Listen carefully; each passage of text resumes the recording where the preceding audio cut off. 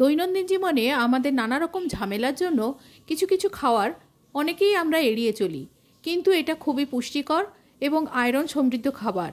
এটা একটা মোচার তরকারি। এটিকে চিংড়ি মাছ দিয়েও রান্না করা যায়, তবে আজকে আপনাদের জন্য আমি এনেছি নিরামিষ মোচার তরকারি। নমস্কার, আমি শ্রীপর্ণা। অমৃতকুম্ভ চ্যানেলে আপনাদের সবাইকে স্বাগত জানিয়ে আজকের রেসিপি শুরু করছি।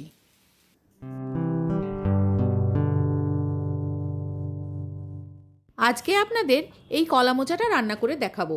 মোচাটা বাজার থেকে কেনা, তাই ভালো করে আগে জল দিয়ে ধুয়ে নিয়েছি। তারপর একটা করে পাপড়ি খুলে এই ফুলগুলোকে ছিঁড়ে নিচ্ছি। তবে তরকারির জন্য এত বড় মোচা লাগবে না। গোটা 7-8টি পাপড়ি খুলে যে পরিমাণ কলা ফুল পাওয়া যাবে তাই দিয়ে আমি রান্নাটা করব। রান্নাটা দেখতে পেয়েছেন প্রথমে নিশ্চয়ই যে 1 বাটি তরকারি হয়েছে, তাই এই ফুলগুলো হলেই আমার হয়ে যাবে। মোচার ফুল কি করে বাছবেন সেই পদ্ধতিটাও আপনাদের আমি দেখিয়ে দেব।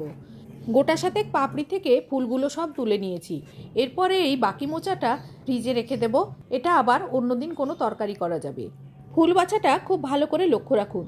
ফুলের মধ্যে এইরকম একটা শক্ত সাদা রঙের কাঠি থাকে, এই কাঠিটাকে বাদ দিতে হয়। এছাড়া একটা স্বচ্ছ ছোট অংশ থাকে, সেই অংশটাও বাদ দিতে হয়। এই শক্ত কাঠিটার সাথে ওই স্বচ্ছ অংশটা একসাথে ধরে নিয়ে টান দিলেই ওটা খুলে চলে আসবে ফুলের অংশ থেকে। ফুল থেকে এইভাবে টেনে নিয়ে ছিঁড়ে দিয়ে মোচাটা বাছা হয়ে যায়। সব ফুল থেকে ওই স্বচ্ছ অংশ আর শক্ত কাঠিটা দুটো অংশ বাদ দিয়ে দিতে হয়। এই দুটো বাদ দিয়ে আমি সমস্ত ফুলগুলোকে বেছে নিচ্ছি। এই ফুল বাছাটা একবার শিখে গেলে আপনাদের মোচার তরকারি করতে কোনো রকম প্রবলেম হবে না। খুব সহজেই মোচা বানিয়ে ফেলতে পারবেন। সমস্ত ফুলগুলো বাছা হয়ে গেলে আমি কেটে জলের মধ্যে রেখে দিচ্ছি। তারপর জল দিয়ে ধুয়ে ভালো করে ছেঁকে নিয়ে একটা ঝুড়িতে রেখে দিচ্ছি। রান্নার সময় এটা ব্যবহার করব। অবসর সময়ে মোচা বেছে রাখলে আপনাদের এই মোচা বাছার কাজটা অনেকটাই এগিয়ে থাকবে। মোচাগুলো বেছে নিয়ে কোনো এয়ারটাইট বক্সে রেখে দেবেন। পরের দিন যখন রান্না করবেন তখন ধুয়ে কেটে নিলেই হলো। এবারে মূল রান্নায় আসা যাক। একটা কড়াই বসিয়েছি মিডিয়াম ফ্লেমে, তাতে 2 চামচ সর্ষের তেল দিয়েছি। তেলটা গরম হলে আমি নারকেল কুচি দিয়ে দিচ্ছি। নারকেলের কালো অংশগুলো বাদ দিয়ে ছোট ছোট করে কুচিয়ে নিয়েছি। কুচনো নারকেল সোনালি রং ধরা পর্যন্ত ভেজে নেব। নারকেলগুলো ভাজা হয়ে গেলে তুলে নিয়ে একটা বাটিতে রেখে দেব। তারপর ওই কড়াইতে যে তেলটা থাকবে তার সাথে আরও একটু সর্ষের তেল দিয়ে দিচ্ছি। পুরো রান্নাটাই আমি সর্ষের তেলে বানাবো। তেলটা গরম হলে এর মধ্যে দিয়ে দিচ্ছি 2টো তেজপাতা, একটা শুকনো লঙ্কা আর 1 চামচ গোটা জিরে। ফোড়নটা ভালো করে ভেজে নিয়ে দিয়ে দেবো এর মধ্যে কেটে রাখা আলু। আমি এখানে একটা বড় সাইজের আলু নিয়েছি। আলুটা ছাল ছাড়িয়ে ধুয়ে ডুমো ডুমো করে কেটে নিয়েছি। তেলের মধ্যে আলুটা নাড়াচাড়া করে হালকা ভেজে নেব। যখন হালকা ভাজা হয়ে যাবে আলুটা, দিয়ে দেবো এর মধ্যে কেটে রাখা কুমড়ো। যে পরিমাণ আলু দিয়েছি সেই পরিমাণ আমি কুমড়ো নিয়েছি। কুমড়োটাও একইভাবে ডুমো ডুমো করে কেটে নিয়েছি। কুমড়োগুলো দিয়ে ভালো করে নাড়াচাড়া করে আবারও খানিকক্ষণ ভেজে নেব। মিনিট 3 নাড়াচাড়া করে হালকা ভাজা হয়ে গেলে দিয়ে দেবো এর মধ্যে কেটে রাখা বেগুন। বেগুনের পরিমাণ আলু আর কুমড়ো মিলে যতখানি সেই পরিমাণ আমি বেগুন দেব। এই প্লেটের 1 প্লেট আলু 1 প্লেট কুমড়ো দিয়েছি, তাই 2 প্লেট বেগুন দিচ্ছি। বেগুনের পরিমাণ সবসময় একটু বেশি রাখবেন। বেগুন জলীয় সবজি, রান্নার পরে পরিমাণটা খুবই কমে যায়, তাই বেগুনের পরিমাণটা বেশি রাখলে খেতেও ভালো লাগে। তেলের মধ্যে বেগুনগুলো নাড়াচাড়া করে ভালো করে মিশিয়ে নিয়ে ঢাকা দিয়ে কিছুক্ষণ রান্না করে নিলাম।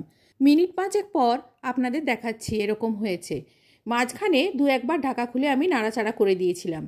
যখন আলু বেগুন কুমড়ো এরকম একটু ভাজা হয়ে যাবে তখন দিয়ে দেবো এর মধ্যে কেটে রাখা মোচা। ঝুড়ির সমস্ত মোচাগুলো এর মধ্যে দিয়ে দিচ্ছি। ভিডিওটি স্কিপ না করে পুরো ভিডিওটি দেখার অনুরোধ রইল, যাতে এরপরে কি ইনগ্রেডিয়েন্টস বা মশলা দিই সেটা আপনারা ঠিক করে খেয়াল করতে পারেন আর রান্নার প্রসেসটাও ভালো করে লক্ষ্য রাখতে পারেন। মোচাগুলো দেওয়ার পরে আবারও মিশিয়ে নিচ্ছি ভালো করে। পরিমাণ মতো নুন দিয়ে দিলাম। দিয়ে দিচ্ছি পরিমাণ মতো গুঁড়ো হলুদ। খুব সামান্য পরিমাণ আদা বাটা দিয়ে ভালো করে মিশিয়ে নিচ্ছি। আদা বাটাটা অপশনাল, স্কিপ করতে চাইলে আপনারা এটা স্কিপ করতে পারেন। সব কিছু ভালো করে মিশিয়ে নেওয়ার পর দিয়ে দিচ্ছি এর মধ্যে ভেজানো কাঁচা ছোলা। আমার এই ছোলাগুলো অঙ্কুর বেরিয়ে গেছে। আপনারা যে কোনো প্লেন ভেজানো ছোলা দিতে পারেন। আবারও একবার সব কিছু খুব ভালো করে মিশিয়ে নিয়ে ঢাকা দিয়ে রান্না হতে দেব। সব কিছু ভালো করে সেদ্ধ হওয়া পর্যন্ত রান্না করব। এখানে জলীয় সবজি আছে এবং মোচা থেকেও জল বের হবে, তাই কোনো জল দেওয়ার প্রয়োজন নেই। জল ছাড়াই এটা খুব ভালোভাবে সেদ্ধ হয়ে যাবে। মিনিট 4-5 রান্না করে নেওয়ার পর সব কিছু সবজি সেদ্ধ হয়ে গেছে। আপনারা নিশ্চয়ই খেয়াল করেছেন, যখন নুন হলুদের সঙ্গে মোচা আর সবজিগুলো মেশাচ্ছিলাম তখনই অনেকখানি জল বেরোতে শুরু করেছিল।